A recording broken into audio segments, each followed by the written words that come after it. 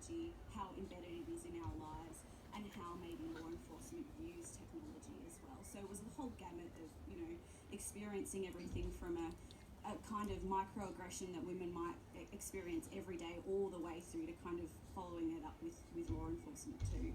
Right, and so many things about that experience, one of which is how often women are approached by someone in either like a coquettish or a come-on kind of way. Yeah. They're ignored or rejected, and then quickly to the abuse, quickly to the violence and the aggression, which is something you write about a lot in your book, Laura.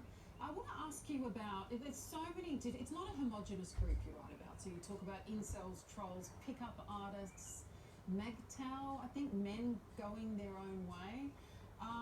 And men's rights activists. But one thing I noticed reading through your research is how much all of these groups quickly, there's a thread of rape, of non-consensual sex right throughout it, an active incitement to rape.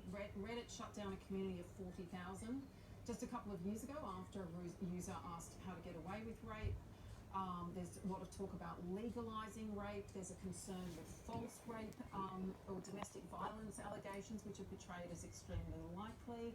A pickup girl, how to pick up girls, had to edit out references to rape. Just 2 years ago in Australia, a Facebook Blokes Advice group with more than 500,000 members was shut down for glorifying rape and violence. What does this tell you about what these groups have in common?